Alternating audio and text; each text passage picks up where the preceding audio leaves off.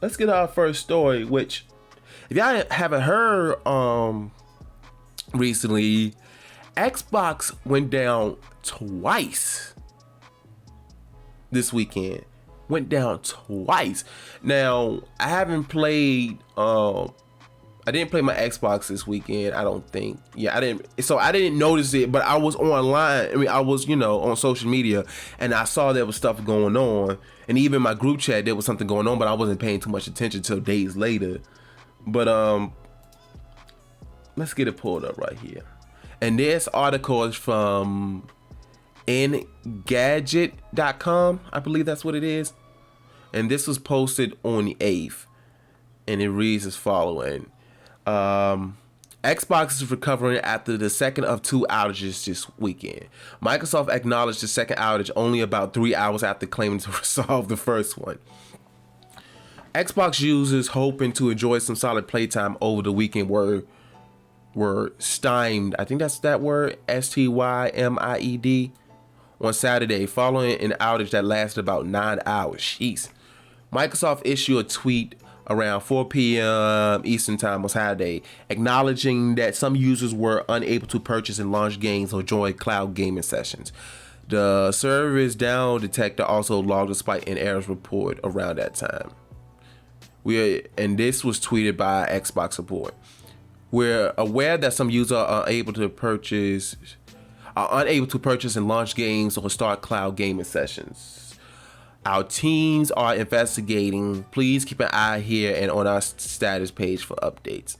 Players could have switched to physical discs if they own a console that even had a disc slot, or in theory they could have played offline. But as The Verge reports, even offline play wasn't working for some users, and which we're gonna talk about in a second and how I feel about that. But it's gonna be about DRM. But Microsoft posted an update around 1 a.m. Eastern Time on Sunday saying users should no longer be experiencing those issues, though Down Detector notes a trickle of new complaints that have continued into Sunday morning. I'm going to skip that tweet. Adding to players' frustrations, this was, in fact, the second Xbox Network outage so far this weekend. That's right, they don't call it Xbox Live no more, they call it Xbox Network. Xbox suffered a similar outage that began late Friday afternoon and extended into Saturday morning, with Microsoft then warning of problems with launching and buying games and starting cloud gaming sessions. In addition, Microsoft admitted some users were also struggling during the earlier outage accessing streaming apps such as Netflix and Disney+. Microsoft only claimed to have fully resolved the Friday outage at 1 p.m. on Saturday, about 3 hours before users' complaints begin to spike again.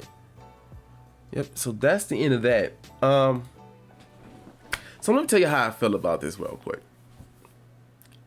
All right, I understand that if the network goes down, whatever, if this having problems with the server, okay, cool. I understand not able to play.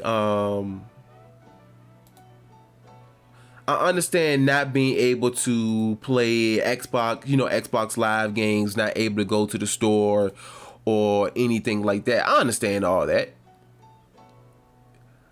But with that being said, I'm sorry, y'all. This article that I'm trying to pull up, this next article I'm trying to pull up, it's not letting me go on there because I have an ad blocker.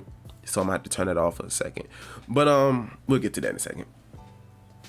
But the fact that people wasn't able to play offline, like, okay, if you had the physical disc, you could play like offline, so you could play your games. But for people that have digital downloads, that plays digitally, they wasn't able to play. And the reason why they wasn't, because with DRM, basically what DRM does is it basically checks to see if you actually own the game. It's a whole cluster F word, but basically it checks to see if you actually own the game. And in order for it to do that, you have to be online. So if you own the game digitally, even if it's a single player game, you wasn't able to play because it's gonna be like the error popped up saying, do you own this game? Actually, let me look up to see what DRM stands for. But when the Xbox One came out, when he was talking about DRM, people got into a fuss about it, and rightfully so. So this is what DRM is. It stands for Digital Rights Management. DRM typically involves the use of codes that prohibit content copying or limit the number of devices the product give me access from. Content creators can also use applications to restrict what users can do with their material or encrypted digital media, which can then only be accessed by anyone with the decryption key. So basically, it checks to see basically if you own it and limited the amount of people that can play it. So you're like with the Xbox, for example, you can do game sharing, but only one Xbox can play that game at a time. So multiple people are playing it. Well, it won't let you. And again, because the network was down, if the network is down, it can't check to see if you own it. So, and that's why people been complaining so much about DRM, because with DRM, I'm sorry, y'all, I'm getting a little distracted. Like I said, I'm trying to pull this other page up. But with DRM, and that's been a whole big problem too, because with digital distribution, now mind you, I've been buying all my games digitally as of late. And I used to be one of those people that's like, I gotta have a physical copy. But then when the pandemic came up, when the pandemic happened, all the stores was closed, and plus I didn't feel like leaving the house, and I was working from home. So I was like, you know what? Let me start buying my games digitally. And the problem with DRM in the digital distribution market is that, and Rich from ReviewTech USA, ReviewTech USA. Steven, I need help. Can you help me out for a second? Yes, I know you're the silent co-host, but you can still input. Go ahead and input real quick. All right, whatever. I'll continue. But basically, the problem with digital distribution is that, let's just say Xbox goes out of business, which I don't see happening. But let's say Xbox goes out of business. How you gonna have access to those games? If all the servers are down and all that stuff, you no longer have access to those games. And even PlayStation has been kind of trying to fix it, but Nintendo, they've been shutting down some of their stores and all that kind of stuff, and you no longer have access to those games. And if you spend all your money on those games and then you no longer have access to them, how are you going to access them? You can no longer play them. And then that's also been a problem with, again, go to ReviewTech USA. He talks a lot about game preservation. How can you preserve these games? Because once the business goes down, you can no longer play it. And even if you got the physical disc, as soon as you put in the disc, you got to download the other half of the game or whatever. You still got to download it. So, what am I looking for? So yeah, that's a huge problem. Again, I like buying my games digitally now because I'm tired of going to the store. I ain't gonna say I'm tired of going to the store, but if I don't gotta go to the store, I could buy it digitally.